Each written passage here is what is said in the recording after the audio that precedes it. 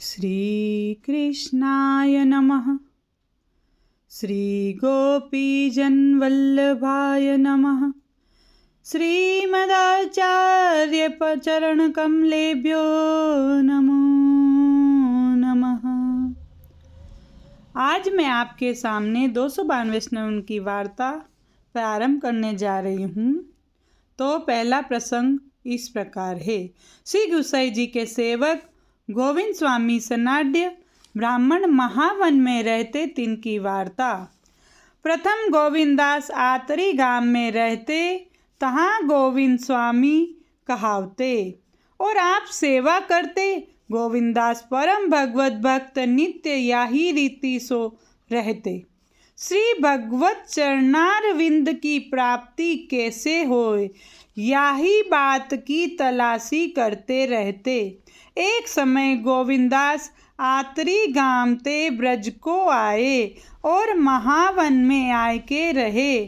काहे ते जो यह ब्रज धाम है, यहाँ भगवत चरणारविंद की प्राप्ति होएगी। और गोविंदास कवि हते, सो आप पद करते, सो जो को इनके पद सीख के श्री गुसाई जी के आगे आए के गावे, तिनके ऊपर श्री गुसाई जी प्रसन्न होते। सो गावन हारे गोविंद स्वामी के आगे आए के कहते, जो तुम्हारे पद सुन के श्री गुसाई जी बहुत प्रसन्न होत है। ये वार्ता सुनी के गोविंद स्वामी ने ऐसो विचार कियो, जो श्री गुसाई जी को मिले तो ठीक। तब एक समय श्री गुसाई जी को सेवक महावन गयो हतो। सो भगवद इच्छा ते श्री गुसाई जी के सेवक को और गोविंद स्वामी को मिलाप भयो। वह वैष्णव की गोविंद स्वामी की आपस में बातचीत भई। जब गोविंद स्वामी ने कही कि श्री ठाकुर जी को अनुभव कैसे होए, जो मोकू बहुत दिन सु या बात की आतुरता है, ताते कहो। तब वह वैष्णव ने गोविंद स्वामी की आतुरता देखी के कहो, जो आज कल श्री ठाकुर जी को श्री विठलनाथ श्री गुसाई जी ने बस कर रखे है, ताते श्री ठाकुर जी और ठोर कहूँ जाए सकत नहीं। श्री ठाकुर जी तो श्री गुसाई जी के हाथ है। सो यह सुन के श्री गोविंद स्वामी को अति आतुरता भई। तब गोविंद स्वामी ने उन वैष्णवन सो कही, जो मोकू श्री गोकुल में श्री गुसाई जी के पास ले चलो। तब वहाँ से उठे, सो श्री गोकुल में आए। तब श्री गुसाई जी ठकुरानी घाट ऊपर संध्या तर्पण करत हते। वह वैष्णव के ने गोविंद स्वामी को श्री गुसाई जी के दर्शन कराए। गोविंद स्वामी दर्शन करी के मन में समझे, ये कर्म मार्गीय दिखत है, सो कहा कारण होएगो। तब गोविंद स्वामी को देख के श्री गुसाई जी बोले, जो आवो गोविंद स्वामी, बहुत दिन सु देखे। तब गोविंद स्वामी ने कही, महाप्रभु अब ही आयो हूँ। तब गोविंद स्वामी ने अपने मन में विचार कियो कि आपने मोकू कोई दिन देखियो नहीं है, सो कैसे जान गए, या में कछु कारण दिसत है।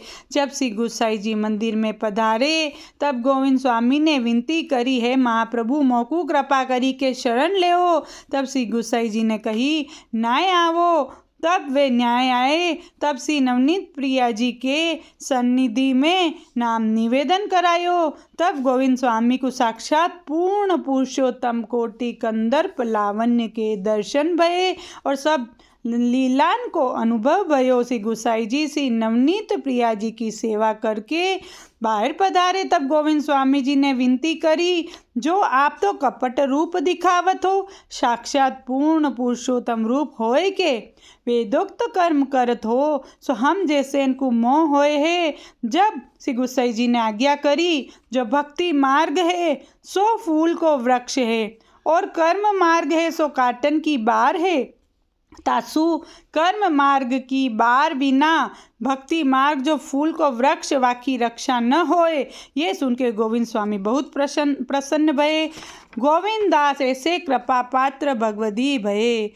यह आप इनकी लीला कहाँ तक गई। तो इस वार्ता जी में यह बताया गया है कि गोविंद स्वामी जो थे, उनको प्रभु के चरणारविंद की प्राप्ति कैसे होए, इसके बारे में वो सदा सोचते रहते थे कि मैं किस प्रकार प्रभु के चरणारविंद को प्राप्त कर सकूं।